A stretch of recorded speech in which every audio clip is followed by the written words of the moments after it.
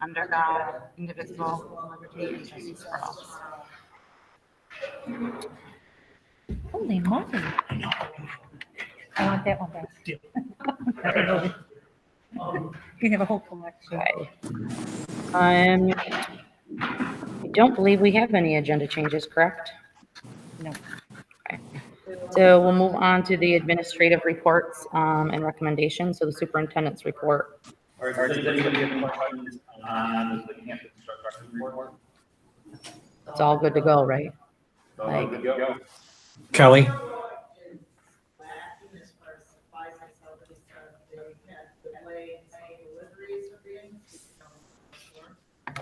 Yeah, he kind of went, but he wasn't concerned. It was kind of, Kelly? Yeah, it was like a week delay, but he was letting me know, but he didn't feel it was going to. Please remind the board members and Jeremy to turn their microphones on when they speak. The biggest concern, let's say 2 weeks ago, was our tires and Jeremy, you're muted. Thank you. There now, so. I thought he was going to unmute me. So we're good. We're in good shape. We're where we need to be. And so that's a good thing. So right now, all of the teachers are basically going to the buildings and packing their things up and moving. So the next piece will be teachers, let's say at Fisher, moving their belongings to Behringer, and that'll happen in about another week. So the goal was by this Friday, all the teachers kind of being in and packing up their rooms. Then step 2 will be our 5th and 6th grade teachers with all of their boxes packed, our 2nd grade teachers moving to Behringer Road, and then we're moving into Jarvis. We also today had meetings with Fisher, Behringer, and Jarvis with the BOCES for our BOCES classrooms that are going to be coming in. Those were our final meetings that we had with them. And then tomorrow morning, we have a final meeting with the high school. And in those meetings, we also talked about the moving. And what we said to them was, that'll be the last stage. So after we move in everybody and move everybody out, we'll clean the rooms for the BOCES classrooms we come into, and then we'll move them in. A lot of what we're going to do with them, though, they will be bringing some furniture, but we went through today and we feel that we'll be able to help them out with some of the furniture. A lot of our rooms have a lot of storage in them where they don't need to bring all the shelves and things like that. They can use all the cabinetry for their storage. And then the other big piece was teacher desks. So they were going to have to buy teacher desks. And we said, we feel that we probably have teacher desks.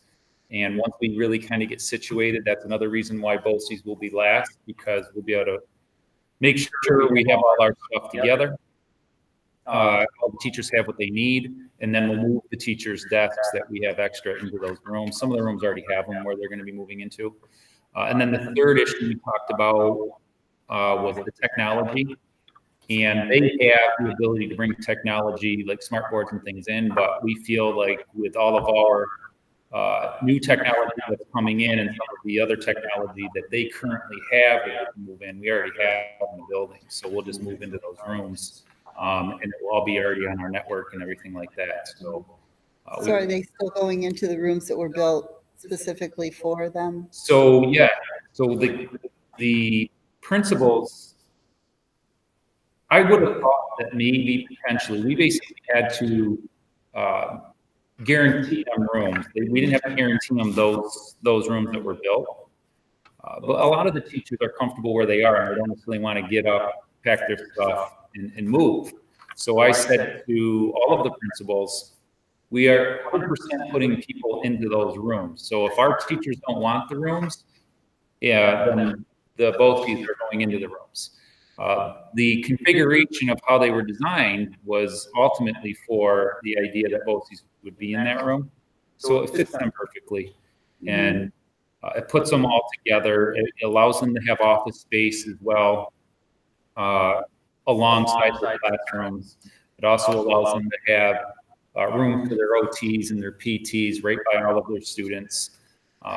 So it works out very nicely. And they should be excited. I mean, they're brand new rooms, Nice so rooms. they're really nice. So we had good conversations today. In addition, I had sent you all an email about the calendar. We do have to adjust the calendar, obviously, to mark the last part of the day, or the last day of the school year. To put it really simply, even though when Marcia and I kind of worked it out and went through the calendar and added and subtracted days in terms of snow days, and then taking back vacation days where we worked, in the end, it all came up to 6 days. And the 6 days were really when the teachers were asked to work over spring break, Monday through Friday, and then the additional Monday.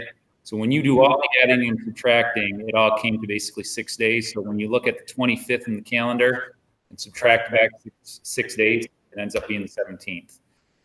When we got to the 17th today, there was all of this calculation to get to the very simple answer of we end 6 days earlier. And so that's contractual, and basically teachers have to work 180 days. And the newspaper articles were a little, I thought, misleading when it said we're ending school early so we don't have to pay teachers more. There's somewhat of a kind of a truth to that, but the real reality headline is teachers work 180 days, and the 180 days are going to be sooner because they were asked to work over spring break.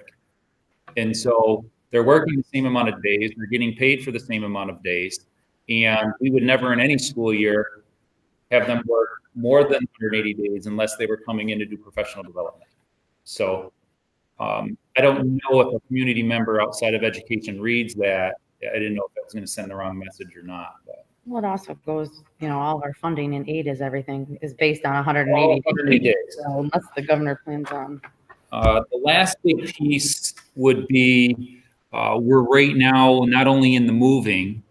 The silver lining of all of this is we certainly have enough time to do all of these moves and really be thoughtful and methodical about how we're doing the moves.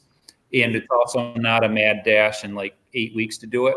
So that's a real good thing. We have all hands on deck to kind of be able to pepper this over the course of more time, and also allow our people to have their vacation time in the process of doing that, where it's not so crunched.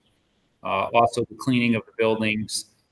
We have not only the ability to clean the buildings, but the ability to do a lot of other pieces within the buildings that we haven't been able to do. For example, all of this trim. We made blue. It was gold before, and even though gold is a subordinate color of ours, we didn't want it to be, blue was more of a neutral for both the merge, we felt. So we've painted these hallways that you come into the entrance all with the blue color so that it's more of a true merge color for Mohawk and Ilion. So those are other additional things that we're able to do. And then we are now working on the senior stuff and trying to figure out what we can do for graduation and what we can't do for graduation. A little frustration that I have is it seems like there's inconsistencies within different regions. As a region for us, we're trying to stay on the same page and be similar. We don't want one school to be able to do something and then another school within our component district to do something different, and have community members saying, why did, such and such a school able to do this? So as the 10 component districts, we're really working together to try to do the same exact thing.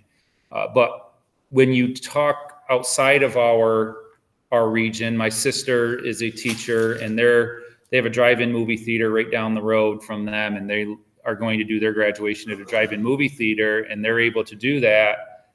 But here we are not able to do that. And so those are frustrating, and I think it's confusing to the community members, and it's confusing to the students. And we're trying our best to communicate to the students that different states are able to do different things based on what the governor's orders are for each state. Different regions are able to do different things based on the phasing in of how it's working within their areas. So those are all factors that we're trying to explain to the kids.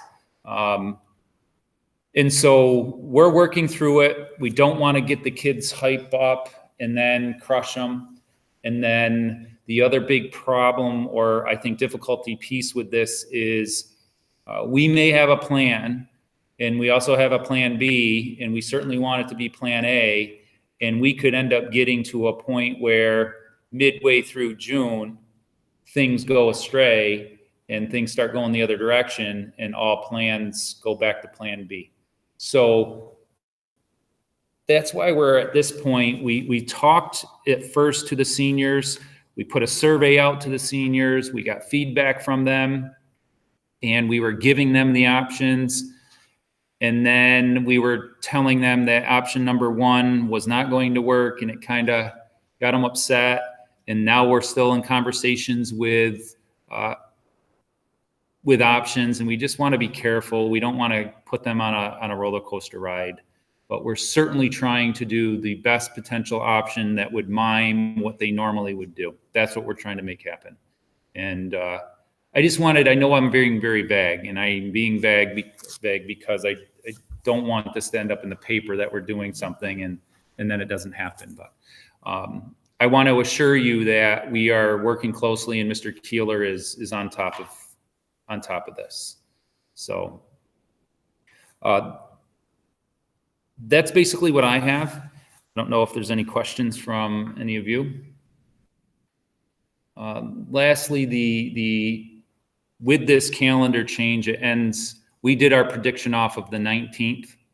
So I asked all the principals today, is that going to mess up anything with you before we do this tonight? And they're fine. Tomorrow, I'll let the teachers and the staff know this conversation. I said that in the email. So tomorrow we'll put out that the last day is going to be the 17th. They'll probably be excited about that because I originally basically said to Tara, it's going to be around the 19th. And so she said, okay. And that's what the union was figuring as well. And so now being 2 days sooner, that'll probably bring some smiles. So with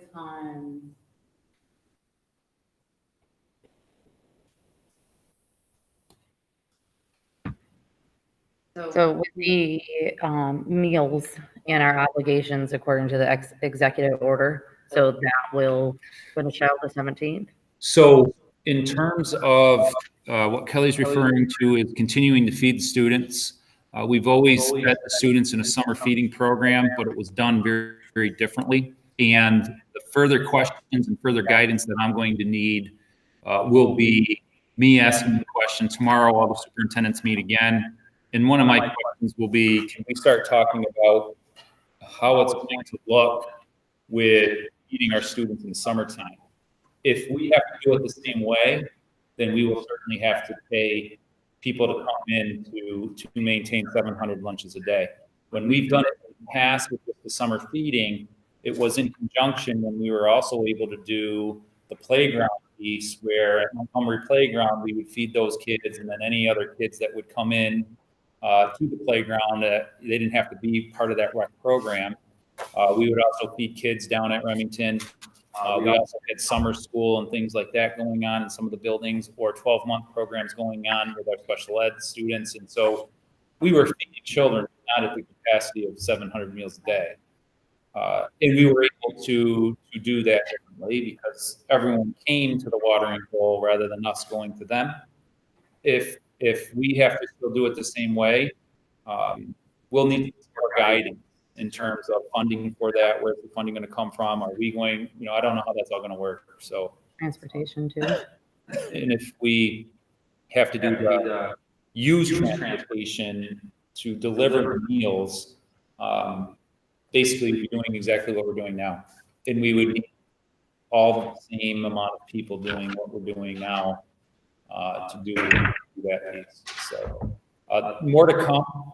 we'll have more guidance on that by our June 17th meeting, and that would be an update that I'll be able to give you at that point. If I get information sooner than that, I certainly can give that to you as well, via email, just as an update. All right. Anything else for Mr. Rich? Nope. Okay, moving on. I think the only administrator that I see on there is Kathy, but I'm not sure she has anything for a report for us. No. All right, so moving on then to Mr. Humphrey, business officials report. I sent you our budget that we hopefully adopt tonight. The draft budget I sent out about 6 weeks ago was 51,500,000. The budget that you have in front of you tonight's about 50,500,000. We shaved $1 million off of the budget that I had drafted through the spring before the pandemic. The government still hasn't released any of its takebacks. I'm estimating our revenues to be somewhere around 49,700,000, which means we are going to use about 750,000 to 790,000 in appropriation of our fund balance. Currently, our fund balance is about 4.8 million. That's before the summer adjustments when they finalize all of our books and pay all TRS, ERS, and all those final numbers. Hoping that we get all the aid that's due to us, we will be somewhere probably sitting around 5.5 million unappropriated fund balance. We appropriate, let's say roughly 780,000. That'll keep us right around the same mark for fund balance. And I'm guessing we're going to have to probably appropriate that much, if not more, next year, just to balance the books. Tough times, I guess. All I can hope for is that the economy turns quickly and the state seeks the revenues and taxes that they need to continue to fund education at the level that it's currently being funded at. Any questions on anything that I sent? Travis had a question last night about the capital outlay. Every year we budget for a $100,000 project. These are called 100K projects. The state tries to get schools to do these mini projects every year, and they 90% aid you back the following year. So if we were to fill Street Road, King and King, we look at a lot of different things, whether it be door hardening, lighting, things that we can do for $100,000. There's not a lot of them. Two of the things that we were looking at possibly this summer were, again, trying to neutralize some of our color schemes that we have remaining in this building. We're looking at possibly trying to get rid of our brown matting on the walls in the main gym and replace them with some kind of a blue to match our school colors. And our auditorium currently has brown and gold carpeting, very reminiscent of the old Alien Bombers colors. And we were looking at possibly redoing the carpet in the auditorium. Phil thinks that we could get both of those things done all probably somewhere between 85 and 95,000. He sent a project to State Ed. State Ed's been, again, backlogged. So we don't know if we'd even get from State Ed to even put it out to bid. So, and again, we have the money to do it because the aid is there. So as long as they continue to aid those $100,000 projects, it's wise for the district to try to take them on every year.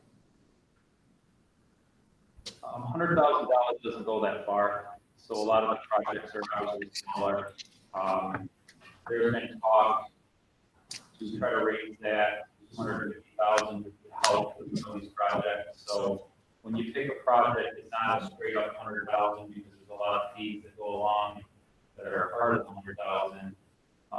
So there's smaller type projects, and we are certainly trying to things that are valuable, is money.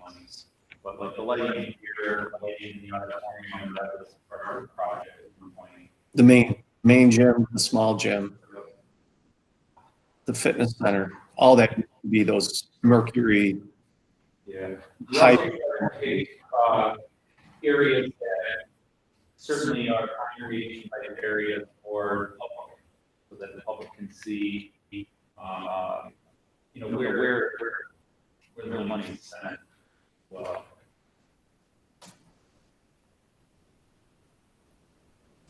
The other thing, going out flat for the third year in a row, again, capital exclusion piece of the tax cap levy formula is what kind of hurts us, because we have the ability to make purchases, but then when the aid flows on those purchases, it counters in what your ability is to raise taxes the following year. So when we purchase buses and we make cash purchases for our RAM dimmer, those types of things, they immediately expect me to give that component of the budget back to the taxpayers the following year, which is unfortunate. It just doesn't work that way. Especially when out of our $50 million budget, we're only really collecting about $6.5 million in taxes. The rest is STAR and state aid. So the more you spend, the less.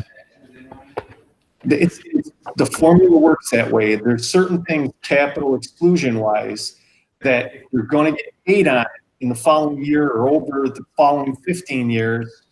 If you put it in your budget one year as part of the budget that the voters vote on and the voters pay taxes towards, well, then state aids you on it. Well, they expect you to give a portion of that money back. So we're in a situation because we've had so many small projects going on, and with our transportation, we've had the ability to purchase buses with cash. We don't have to borrow. We don't have to go out and buy buses. So it's when we're paying, we spent over $375,000 this year in new buses.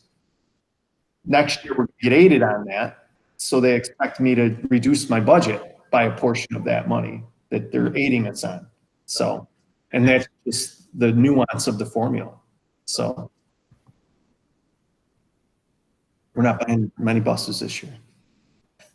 I can't buy buses to offset that. So.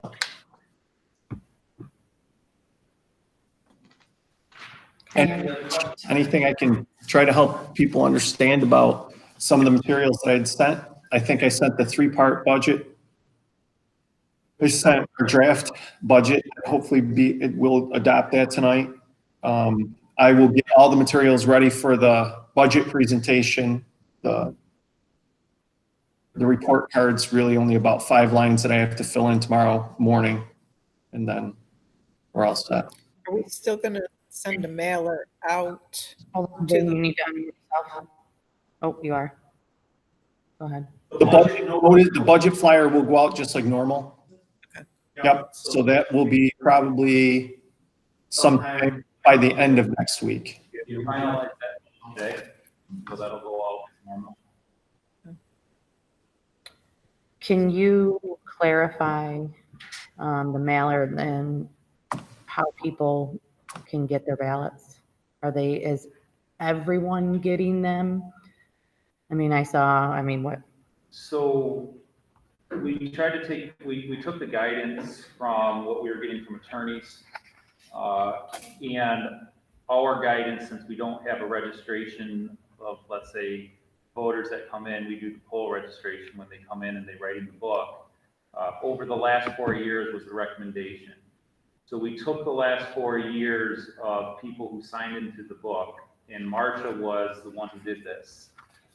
She then cross-referenced all of the names over the course of 4 years. So 4 years ago, we had 1,600 people vote, which was our 1,100 vote, which was our largest number. And then we had 2 years where there was 600 and change.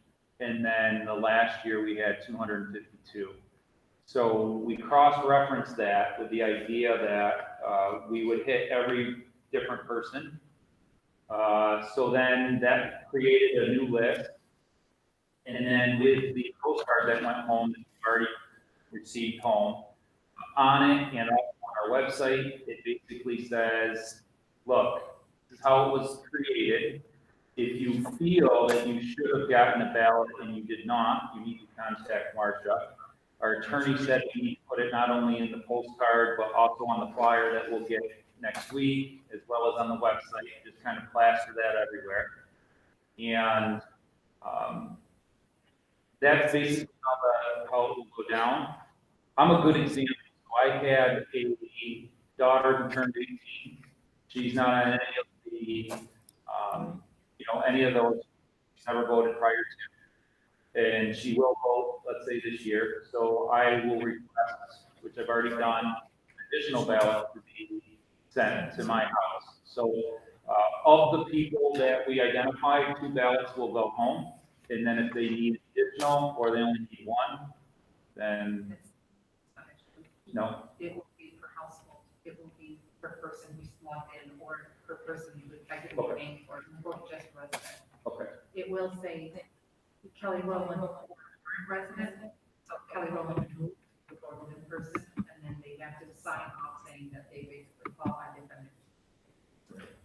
And so those are the other, you have to be a qualified voter, you have to be at least 18, you have to live here for 30 days.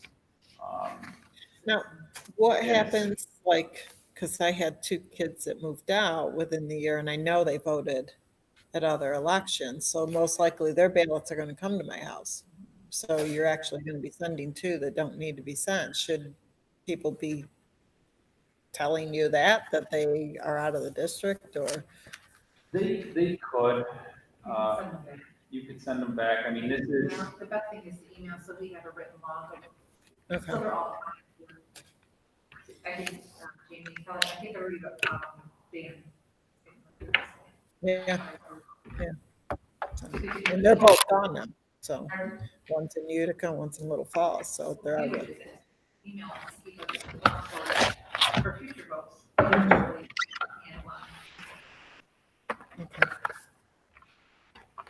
it's not a perfect process, when You're muted. let's say, when the executive order.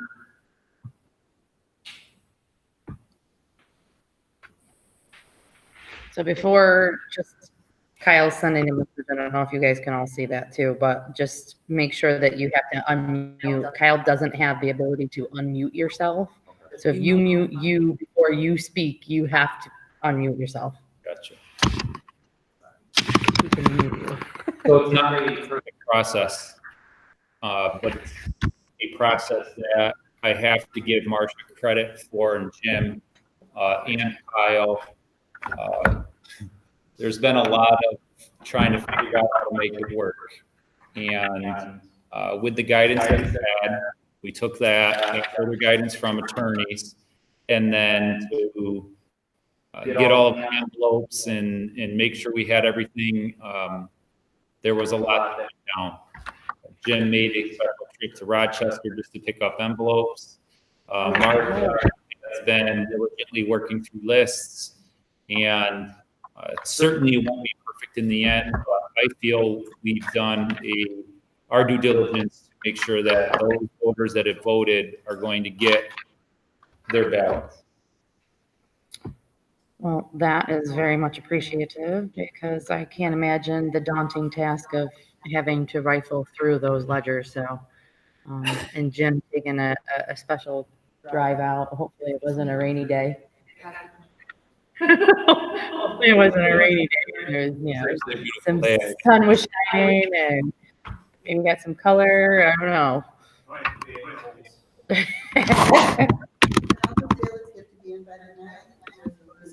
No, there's no. They have to be by 5 Yeah, o'clock. it's important to note that it's not by posting, it's by arrival, by, in the instruction sheet, we anticipate with the update from PJ Green, right, Jim, that they are just about done with ballots, and we hope that they'll go out by the end of this week. That was the goal to begin with, so we're hoping that that happens, and then the instruction sheet in there will say, here it is, but they'll also indicate the locked box outside the district office just on the voting day, in case people don't trust the mail or they forgot to put it in the mail, they can physically come and drop it in there. But we'll be here anyway, so, we'll be manning that box, it won't just be sitting there. What, do we know what door?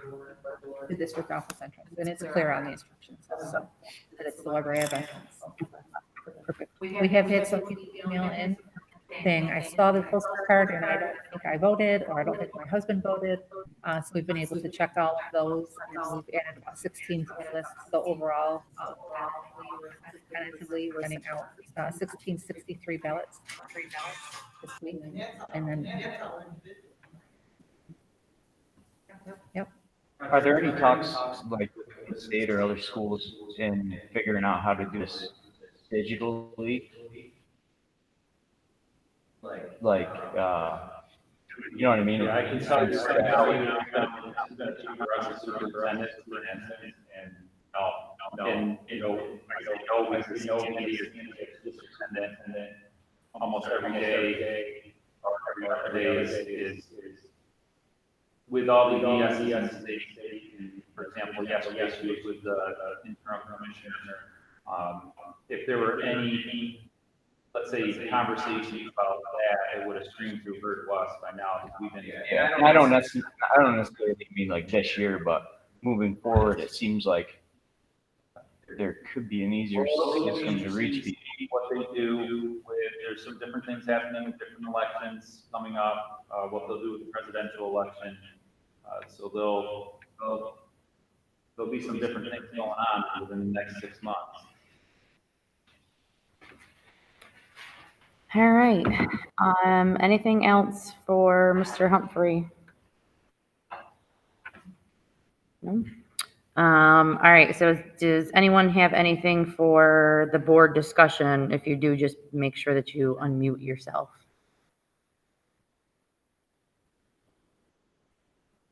You got nothing? All right, so then at this time, we can move to the public open forum. So we'd like to give the public an opportunity to comment about this agenda or about programs or operations within the school. Comments on personnel matters will not be addressed in public session. All comments will be noted and responded to by the Board of Education president or superintendent at a later date. We ask that you keep your comments to 10 minutes or less. If you are on there virtually, if you have anything that you'd like to add during this time, you would just need to unmute yourself.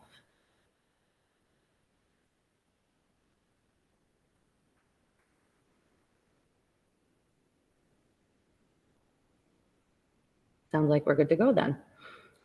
All right, so moving on to items removed from the consent agenda. Does anyone have anything that they would like to have pulled? No?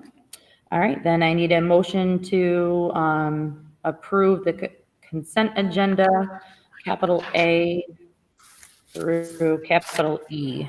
I'll make a motion. Jane and then Jonah. All in favor? Aye. Opposed? Abstain? Motion carried. Anything for old business? Nope. Okay, moving on then. The new business, approval resolution for the abolishment of positions and authorization for the superintendent to place employees on the preferred eligible list, the 2 elementary positions. I need a motion. Matt and Jonah, any discussion? I just have a question. And obviously you probably checked on this, neither one of those have special certification for the positions that we're hiring. No. Any other discussion? All in favor? Aye. Opposed? Abstain? Motion carried. B, approval resolution for instructional appointment, 3-year probationary term for the library media specialist. That's the only thing I need to read, right? I need a motion? Patty and Jonah. Any discussion? Is this a replacement of a position? I believe this is for Jarvis. Oh, for Joe's, okay. We have, yeah, because there hasn't been someone Oh, true. even before Jarvis, when Jarvis was open, correct? They had A clerk or something, yeah. Okay. So is this a new hire or is this someone? She No, moved. so she has been an ELA instructor and part of, That's all right, yeah. So Nadine has been an ELA instructor for, I want to say 15 years, I would say- I think it's longer than that. Yeah, 20. yeah. So let's go with, I'm pretty sure. well, it's less than me, more than Jim, I- with 18. She came forward a few years ago and said that she would like to move into the position. So it's been probably in the original conversations, I'm going to say maybe 2 years ago, the conversation started. And then last year, we kind of really put it in place, well knowing that this was going to come to fruition. So. Any other discussion? All in favor? Opposed? Abstain? Motion carried. Approval of arrangement of services for CSE, CPSE, and 504 accommodation plan meetings. I need a motion. Matt and Jonah. Any discussion? All in favor? Opposed? Abstain? Aye. Motion carried. D, the acceptance of donation from the, I mess it up every time, Ilsa Baby Foundation. For the Bridge Arts Ensemble, $11,599.56. Need a motion. I had Matt gave me the first, just so you know.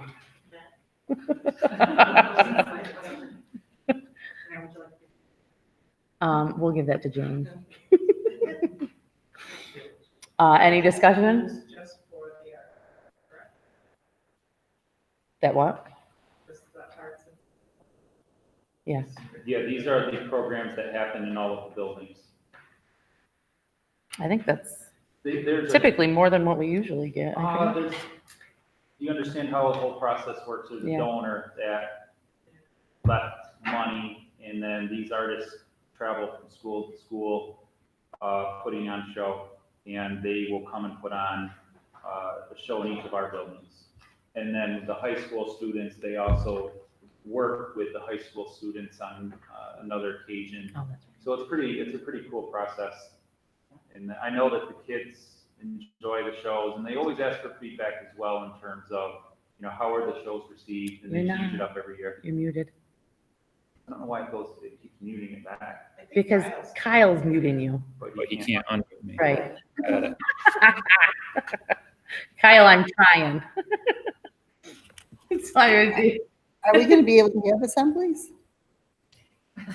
I think the first question would be, are we going to be coming back? And then if we do, Yes. then we will have assemblies. So yeah, that's down the road, and certainly however we have to enter back into school in the fall, and how assemblies will be done or not be done, those are still questions way far away that we will certainly have answered by that time, but we'll be told through guidance how and what we'll be able to do there. Any other discussion? All in favor? Opposed? Abstained? Motion carried. E, approval of combining contract with Utica Proctor for the winter 2020-2021 season for varsity boys hockey. Need a motion? Maggie? Jonah? Any discussion? Probably one. Yeah, there's no cost to it. If there were a cost, I would not. Jeremy, you're have done it. muted. One student, and then there's no cost to us. If there was a cost, I wouldn't have had it on the agenda. It's a cost certainly to the family, but the family basically takes care of that cost with, let's say, that individual, their son's equipment and all of that, and transportation. Any other discussion? All in favor? Opposed? Abstained? Motion carried. F, approval of non-public school transportation request for 2020-2021 to the Mohawk Valley Christian Academy. Need a motion? Dane, Jonah. Any discussion? All in favor? Opposed? Dane? Motion carried. G, adoption of the proposed 2020, 2021 school district budget. Need a motion? Matt, then Jonah. Any discussion? All in favor? Opposed? Abstain? Motion carried. H, approval of the 2020, 2021 property tax report card. Need a motion? Maggie? Matt? Any discussion? All in favor? Opposed? Abstain? Motion carried. Please note that the next meetings are June 2nd, 2020 for the budget hearing, June 9th, annual budget vote / board election, and June 17th is our regular Board of Education meeting. Kelly, just wanted to clarify, you on the June 9th, you just listed that as the vote date, there's no meeting. Right. So are we planning June 2nd here in the LGI again, correct? Everything. Yep. Okay. That'll be virtual. We'll do virtual stuff. Okay. All right, I need a motion to adjourn. All in favor? Opposed? Anybody abstain? All right, meeting adjourned. Thank you. If there has ever been 3